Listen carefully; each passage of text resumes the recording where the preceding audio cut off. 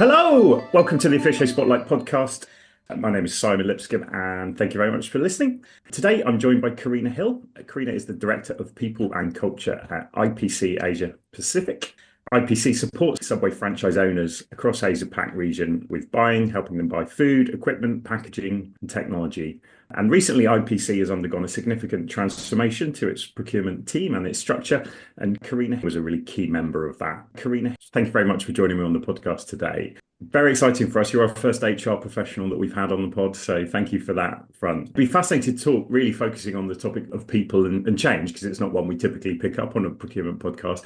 But maybe as a starting point, we probably should start with a little bit of context on the change program that you were undertaking at IPC, how that came about, what it was focused on trying to achieve. Yeah, thank you for having me, Simon. The change that we went through has been 2 years in the making. So, coming out of COVID, there was a lot of need internally for some change, but there was also some changes happening within the ecosystem around us. We had market pressures that we needed to deal with. We had external consultants that had come in and they did a review of our business and had a number of recommendations for us. And then there was a whole bunch of just the geopolitical nature of the world and working in a global supply chain and everything happening there. So all of this did come to a head about 2 years ago. And that created our burning platform for change. So we needed to look at where we were at the time, but also look at our aspirations around where we needed to be. Working with a brand such as Subway, they're going through a lot of global change as well. So we wanted to be the best partner for them into the future. And that's where we liaised with Officio to support us through that change. Officio had done a similar transformation with IPC EMEA, who is a very similar organisation as us, who support the Subway franchisees over in your part of the world. So all of that, we got some groups together, we looked at what we needed to do, we had lots of workshops around our aspirations and just some really blue sky thinking about, what are the possibilities that could lead to some great change. So we pulled all that together and it's been a journey. And as I said at the start, Karina, I think the really interesting thing for our listeners is your lens on that change is a people-focused part. And that's a perspective we haven't talked about so much. So I'd love to understand from that perspective of kind of people, how should organizations look at change programs? What are the ways that you can make change for people in an organization a successful experience? Yeah, it definitely is. It's that saying of people first, particularly within an organization such as IPCA. People are everything. We don't manufacture anything, we don't sell anything. It is a pure service organization. So everything is within the knowledge of our people. So when we look at change, we did a lot of listening, understanding what was frustrating them. We would talk about things like processes, systems, technology, learning and development, resourcing, everything that they had at the time, what they felt they were missing, what they thought the future would look like as well. So that was very much the first phase of our change, was doing that designing of our future. Moving through change can be really difficult for people because there is this uncertainty as well. And as humans, we love, we need that security. We need to know what's happening the next day, that routine. Even small things like a change to a process, some people can take a little bit longer to understand that change as well. So we definitely had our listening ears on, making sure that we were consulting with people in that early phase. So we had no idea was turned away, it was put on the table. And then from there, we were able to kind of look at where we would prioritize our working there. We did a lot of communication across the business. So when you look at the change journey, you've got all these ideas and you still don't know end states. So without communication, there becomes this information vacuum that you've got to stay on top of. Otherwise, that's where things like gossip, uncertainty can arise. So we would do lots of town halls, lots of FAQs. They could submit questions at any time and we would answer them publicly as well. It was always just keeping that dialogue open for people, just to make sure that any question they had, they could ask at any time and would get to them as quickly as possible.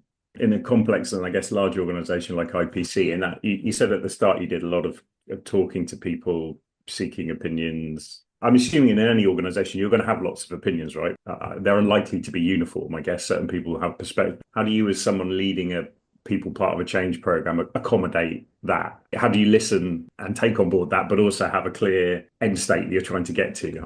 How do you walk that line? Yeah, I think it's just first and foremost giving everyone the voice. And even if the ideas seemed a little bit outside of the box, just Yeah. getting them to talk them through more to Okay. make sure that we would understand. And the more we heard from people, the more themes we started to pick up. And then we would use those themes to pull that change together as well. Nothing was really said that was just crazy and put in a cupboard and never talked about again. Yeah. There was a lot of like common themes that came through, which was good.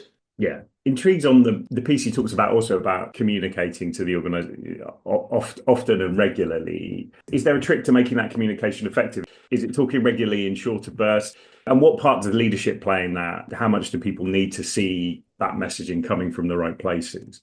Yeah, definitely having the message come from our CEO was important. We did a lot of repetition of some of the messages. So each town hall we would start with the why. Why are we changing? What is the burning platform that we need to address? We also created a North Star slide. So once we went through the designing and then developing of that, we got what we called our strategic canvas. Yeah. So it was like artwork that just every meeting we had around transformation, all the town halls, those were two really common slides that we would start with. So it was all about the repetition. Okay. That everyone, once they got to see them more and more, they understood it and they knew exactly where we were going. And we weren't changing that North Star. There wasn't like, oh, no, we've added this or we changed that. That was firm and that was set. Yeah. From your experiences, what are the key things organizations have to think about as they implement that change to minimize the kind of impact? Yeah, it's being open and honest with people that not all change is going to be right for everyone. Right. So once we got a clearer picture of what the design was going to look like, we started to use language around, this is how we want to be in the future. This is the way we want to work. We did roll out new ways of working, similar to values, but a little bit different as well. And that was built in from a number of focus groups as well. And when we did that, I did it in a way where everyone in my business knows I like to dress up. So if I can bring a fun to anything HR related, we had at one of the town halls to roll out the new ways of working. We got everyone to picture that they're boarding a plane. We're about to, take off on a journey. Yeah. This is what it's going to look like, but these are the new ways of working. So we all need to change. We all need to be okay with this. But if you're not okay with it, then it's okay. Just be honest about it, keep talking to us. At the end of the day, everyone has to do what's right for themselves, making sure that is the future the right organization you want to work for. If it's not, you have our support with that as well. So it was getting everyone to also have that conversation within themselves, because we all needed to be the change that we wanted to see, because there was a level of behavioral change that needed to happen in all levels of the business, not just at leadership level. Yeah, yeah. And again, our listeners will likely be more procurement people than they will be HR people. That whole piece around the psychology of change is really interesting. And you often hear that people aren't good at dealing with change, or some people aren't good at dealing with change. Is that, in your experience, is that true, or is it just is it the impact of the change that people find difficult to deal with rather than the change itself? Yeah, it's a bit of all of that. Just interesting working closely with procurement people. They negotiate for a living. Yes, yes. And sometimes when you go through changes like this and you start to go through the process around consultation, which is the legal process we've got to follow in all countries, that negotiation kind of slips in a little bit. So procurement people at times are a little bit of a different approach we need to take. Okay. And that is like giving them a lot more information. Okay. So some people need to know a lot more about, like 6 months ago, we filled out this survey and we did this and this and this. So you need to walk them through that as well. But everyone's different. You've had some people who have gone through organizational change in the past and perhaps didn't come out of it well, where it resulted in redundancies or a significant change in their role or a new leader that they didn't have immediate rapport with. So people Yeah. do guard up as well. Whereas those that haven't gone through organizational change, where there's pretty much that transformational change, can be a little bit more open to it as well, because they're not coming into it with any lessons learned. So it was quite different for a lot of individuals. Yeah. Yeah. And Karina, the other thing we said at the start, your job title includes the word culture in it, which I think is, again, really interesting, right? Well, you hear a lot about organizations' culture, but to have a senior person like yourself who has that in their job title, I guess I'm just interested in what that actually means. Like when you're in charge of culture, how as an HR professional do you think about that? Practically, what is the implications of being a person with that responsibility? Yeah, it can sit heavy at Okay. times. Yeah. Yeah, because people do look to you as, if the culture's not right, like what's HR doing about it? And Yeah. it's very much culture is the sum of all of the behaviors within an organization, and that is how everyone behaves. So HR, in my view, looks at it more from we support through training that will help clarify some of the behaviors.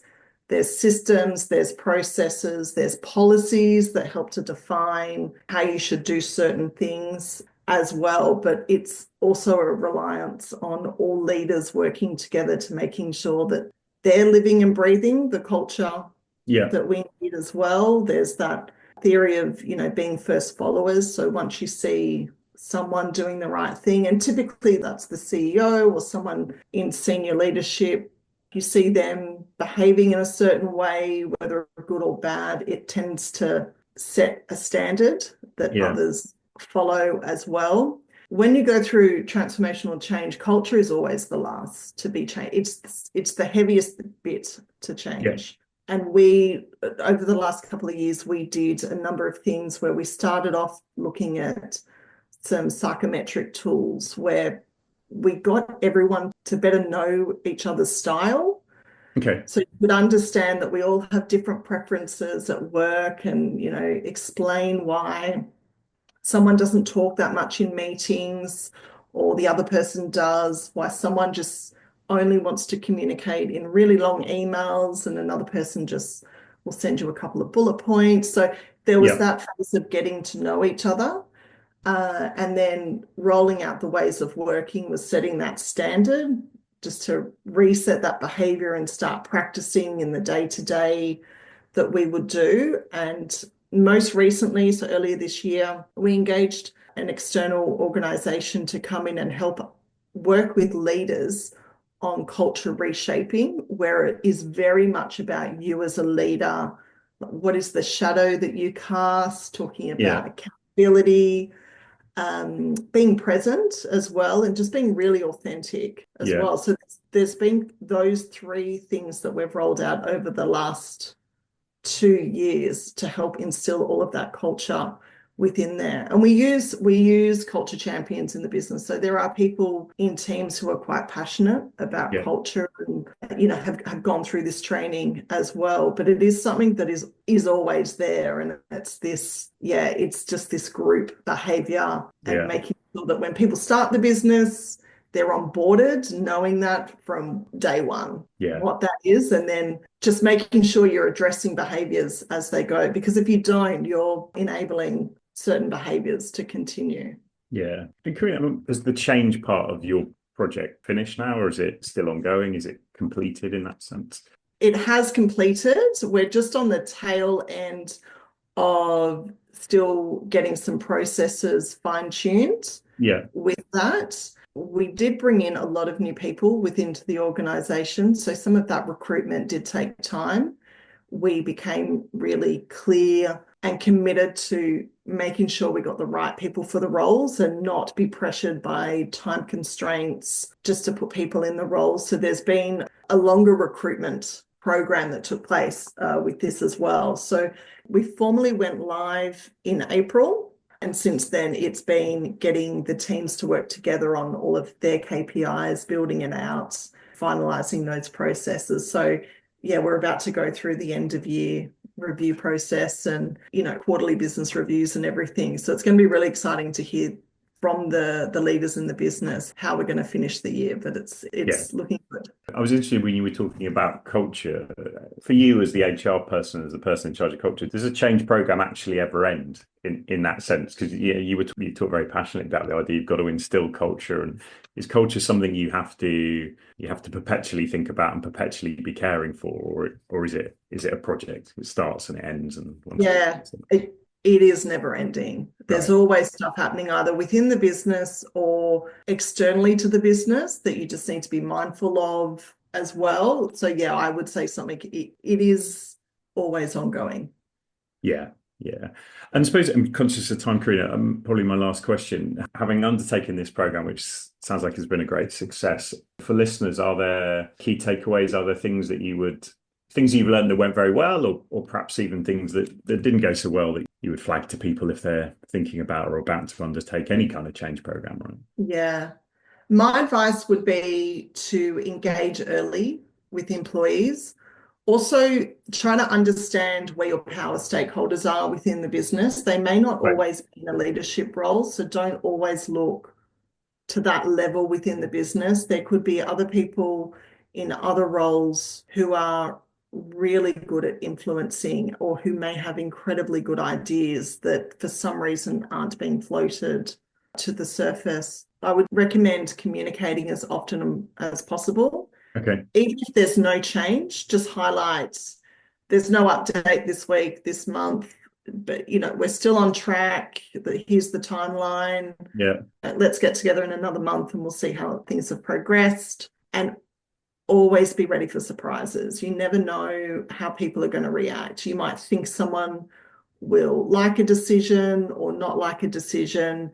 Go in prepared for any sort of reaction and just listen to them. Yeah. Feels like good advice generally. Karina, thank you so much for that. That was really interesting. As I say, a real privilege to get to talk to an HR professional. So thank you for taking that time. I think for our listeners, it's fascinating to get that slightly different lens on our joint world. So thank you so much for talking to me. No worries. Thank you for having me, Simon. It's been lovely. Thanks for listening to today's episode. If you've enjoyed this podcast, please give us a click on the follow button on your chosen podcast platform. We'd also love to hear your views on either future topics or indeed if you've got any thoughts on future guests that we should look to get onto the podcast. Thanks again. See you next time.